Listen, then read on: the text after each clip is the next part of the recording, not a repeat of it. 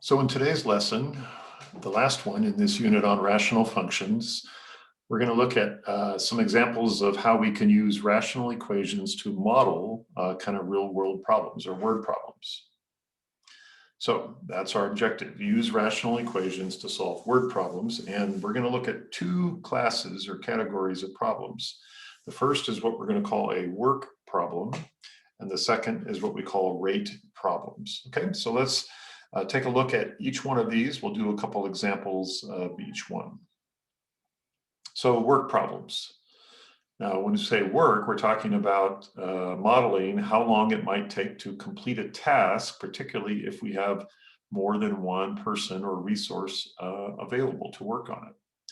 So there's two important principles that we're going to apply in order to model these types of problems with rational functions. First principle says if a job takes t hours to complete, then for each hour, 1 over t represents the portion of the job that has been completed. Okay, so kind of a long sentence, but if you read it carefully, it's really not that complex. It just says, let's look at some examples here. Let's say it takes you 2 hours to complete a task. How much of the job would you complete in 1 hour? Well, 1 is half of the total job it takes to complete, right? So we would say it would take 1/2 of the job. Okay, let's look at another example. Let's say if a job takes 10 hours to complete, how much of the job is completed in 1 hour? Well, we would get 1/10 of the job. Okay, so that's the first principle, and that makes sense. Whatever the total time is to do the job, the fraction of that job that's completed in 1 hour is just 1 over the total time. The second principle, it says if the first person takes A hours to, and A is the amount of time it takes to do the job, first person takes A hours to complete the job and the second person B hours to complete the job, then 1 over A plus 1 over B represents the portion of the job completed each hour if both are working. Now this makes sense if you think about the first principle, right? In 1 hour, person A is going to complete 1 over A's portion of the job. In another hour, person B is going to complete 1 over B fraction of the job. So if we want to know how much the two of those people together completed, we just add their fractional amounts, 1 over A plus 1 over B. So let's look at an example. Let's say person A takes 2 hours to complete the job. Person B takes 2 hours also to complete the job. What portion of the job is completed in 1 hour? Well, each one, right, is going to complete half of the job in the 1 hour period. So if they each complete half in 1 hour, we would get 1, or basically if it adds up to 1, that means the entire job is completed. Let's look at another example, maybe with a little bit different times for each person. Person A takes 3 hours, person B takes 4 hours. What portion of the job is completed in 1 hour? So we'd have 1/3 for person A plus 1/4 for person B. Now we need to get a common denominator to add those, right? So I'm not showing that here, but we'll use 12 as our common denominator. So 1/3 is equal to 4/12. And 1/4 is equal to 3/12. So 4 plus 3 gives us 7. So a little over half of the job would be completed in 1 hour with these two people working on it, 7/12. All right, so let's look at an actual problem and see if we can apply these two principles. It says it takes Mike 20 hours to paint the wall alone by himself. It would take Fred 15 hours. So Fred's a little faster than Michael here.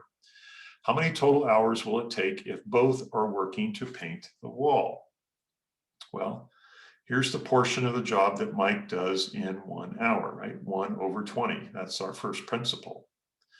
1 over 15 is the portion of the job Fred does in 1 hour for him. He's a little faster, right? So he's going to get a little larger fraction, 1/15 of the job done in an hour. Now, when we set up these equations, we're always going to have it equal to 1 because 1 represents a complete job, or think of it as 100% of the job. Now, one thing is missing in our equation is our variable. What is the variable we're solving for? It's the total hours it will take that both are working. So we're going to let T represent the total hours, and they're both going to work the same amount of time until the wall is complete. So we're going to take the fraction of the job that each of them would complete and multiply it by the time that they're both going to work side by side. So we're going to have the same variable T in both places. All right, this looks like a rational equation, right? Here's our equation that we need to solve for. T over 20 plus T over 15 equals 1. Now let's think back to our previous lesson. What methods do we have for solving a rational equation, right? We have multiplying everything by the LCM, or we can take the cross products and set them equal to each other. Now in this case, because we have two terms on the left side, we are going to use the LCM method. So what is the least common multiple of 20 and 15? Well, it turns out to be 60. So we're going to multiply, right, everything by 60. And as we do that, right, that allows us to get rid of the denominator and give us a simple equation we can solve. So let's go ahead and simplify, right? 60 divided by 20 gives us 3. 60 divided by 15 gives us 4. And that's all equal to 60. So 7t equals 60, or if we go ahead and divide by 7, we get 8.6. So it would take the two of them working together, Fred a little faster than Mike, 8.6 hours to complete the job. All right, let's try another one. See if you could set this up and come up with the equation. Pause the video here, and then we'll complete it together. All right, we have 3 road crews. One can complete the job in 8 hours, one in 6, and one in 4. How long would it take them to complete the job if all 3 crews work together? So we're going to set it up the same way, right? The first crew can complete 1/8 of the job in an hour. The second crew, 1/6 of the job. The third crew, 1/4 of the job. And that has to be equal to 1, but they're all going to work the same amount of time till the job is complete. So we multiply them all by T, our unknown time. So here's the equation to solve. Again, this is going to be an LCM method since we have 3 terms now on one side. What is the LCM of 8, 6, and 4? It is 24. So we're going to multiply everything by 24 and go ahead and simplify. So we get 3t. 24 divided by 6 is 4t. 24 divided by 4 is 6t, all equal to 24. So we get 13 equals 24 if we combine like terms. And then divide by 13, we get 1.85 hours. So just a little under 2 hours, they could complete the job if all 3 crews work together. Okay, so there's one class of problems, work problems, and 2 examples and a couple principles here of how we set up the equations, and we'll get rational equations which we can solve using the least common multiple method. All right, let's look at a different kind of problem called a rate problem. Now a rate is actually kind of a concept that comes from science or physics, and that rate is simply the ratio of 2 changing values. And the particular example we're going to be looking at are speed. And speed is the rate of distance and time. So how does the distance change as the time changes? So think about our common measures of speed, right? Miles per hour.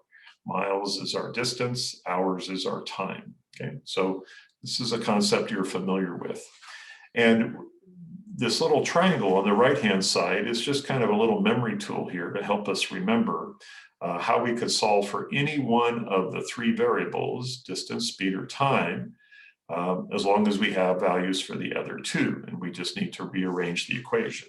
Okay, so if we wanted to solve for speed, that's the form that we started out with, right? It's distance over time. So the way this little triangle works, right? If we want to solve for t or speed, we kind of cover up the speed, and what's left? We have distance over time. It helps us to remember that we're dividing distance by time.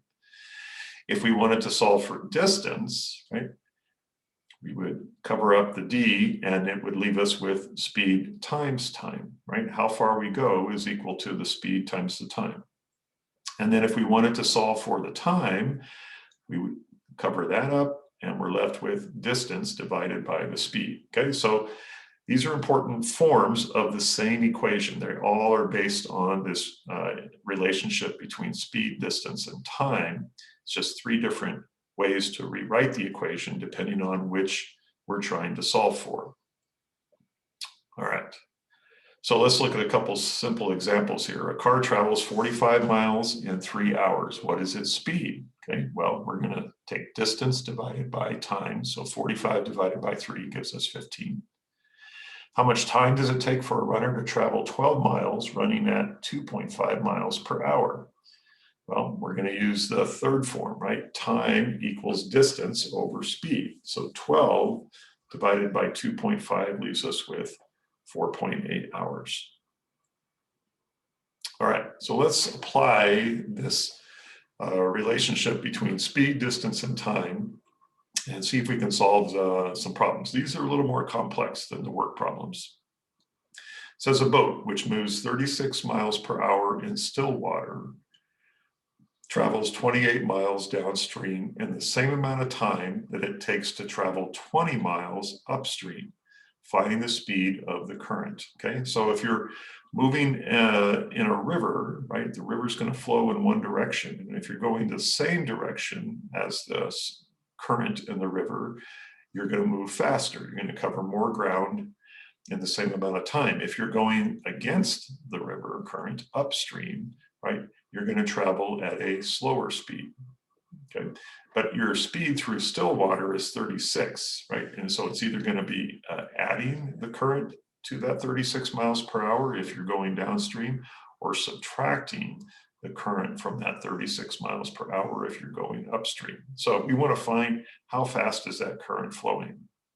So we're going to set some variables here. We're going to let R equal the speed of the current. We could pick any variable. I'm just going to use R here. And we're going to fill in this table, right? Because we have two cases. We're traveling upstream and downstream. And can we fill in this table for either the value or an expression that gives us distance, speed, and time? Okay, so let's see if we can fill that in. So upstream, we know that the distance traveled is 20 miles, right? That's given to us in the problem up above. Downstream, we know that that distance is 28, okay? The speed, we don't know the speed, but we do know that it's based on our speed in still water with no current. And when we're going upstream, we're going to subtract the speed of the current from our speed in calm or still water. So 36 minus R would give us our speed against the current. And our speed with the current, we're going to add that current to our 36. So that would be 36 plus R. Now, the time, we're going to use the relationship distance divided by speed, right? So distance is 20 divided by our speed, 36 minus R. So we have the expression for this time in which we're flowing downstream. And then do the same thing for upstream. The only difference is our distance is 28 downstream and our speed is 36 plus R. Okay, so we've filled out this table with either the actual values or an expression based on the variable R, right, representing the current of the river.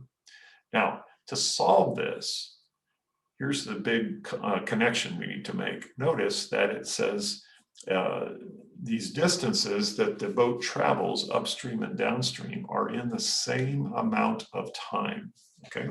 What's that telling us is that the two expressions that we have for time are equal to each other, right? It's the same amount of time that it traveled upstream and downstream.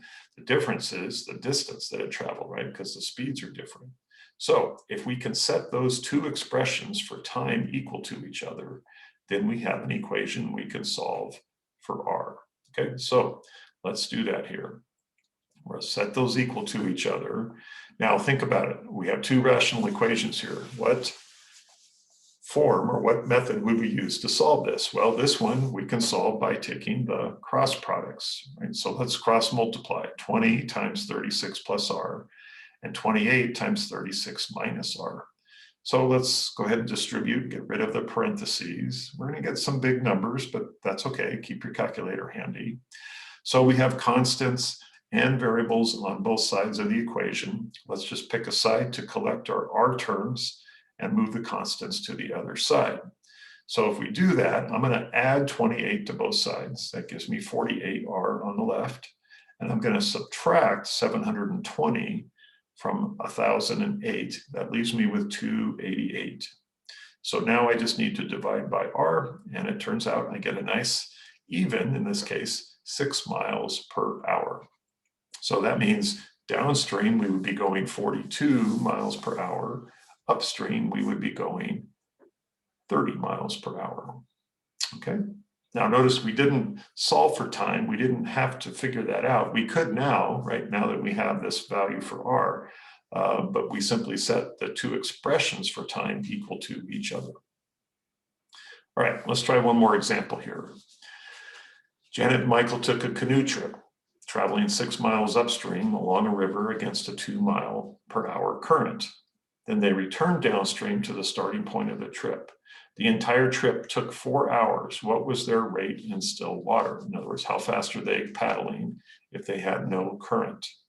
So again, we'll let R this time equal their speed in still water, different than the first example. But we're going to do the same thing. We're going to build out our table here. So do we know the distance that they traveled upstream?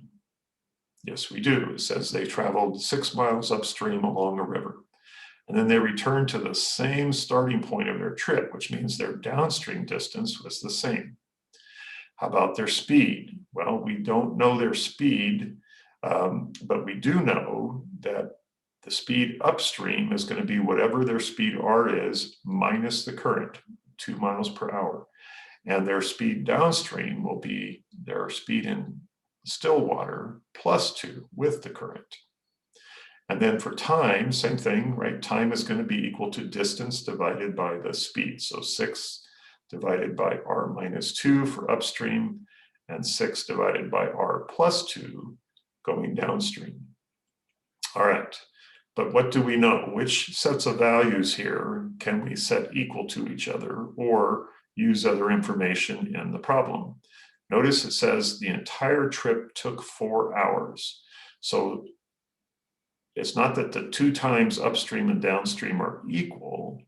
Rather, the 2 times have to add up to 4 hours, right? So the times need to add up to 4 hours. And with that, we can use to write our equation. Okay, so let's do that here on this next page. So we're going to say 6 over R minus 2 plus 6 over R plus 2 equals 4. All right. We can't solve this with cross multiplying, but we can come up with a least common multiple. And it's simply going to be R1 or R minus 2 times R plus 2. So this is where those two factors give us our LCM. So we're going to multiply everything by R minus 2 and R plus 2. So it looks a little messy, but let's just go ahead and begin to simplify, right? We can get rid of R minus 2 in the first term. We get rid of R plus 2 in the second term. So what do we have left here? We have 6R plus 12 if we distribute the 6. 6R minus 12 if we distribute the 6 in the second term. And then we're going to have a quadratic, right? If we FOIL R minus 2 times R plus 2, we get R squared minus 4. And then we can distribute the 4. But notice we have a positive 12 and a negative 12. So we can cancel those out. And now we're just left with 12R on one side and 4 times R squared minus 4 on the other side. Now I'm going to simplify this a little further here. Let's make it 3, right? So we have 3R, if we divide both sides by 4, equals R squared minus 4. Now we're going to have a quadratic equation to solve here. It gets a little tricky. So we want to get everything on one side of the equation and then set it equal to 0. So I'm going to subtract 3R and then I'm going to factor that. So if we factor, we see that we get factors of negative 4 and positive 1, right? Negative 4 times 1 gives us negative 4. Negative 4 plus 1 gives us negative 3. So our solutions are r equals 4 and -1. Now, we got two different answers here, but in a real world problem, what are we trying to find, right? We're trying to find the speed at which they're paddling in calm water without any current. So the negative value really doesn't make any sense here in this problem. The only one we need to concern ourselves with is the positive value. So we would see that their rate in calm water with no current is 4 miles per hour. Okay, so there's a second example. This one, we had to use the LCM method to solve, and we wound up with a quadratic to work through. All right, so that's it. So we know how to work two types of problems, work problems and rate problems, and translate a word problem into a rational equation, and then use our two methods, either LCM or cross products, to solve. All right, that's it for this lesson. Take a look at the assignment.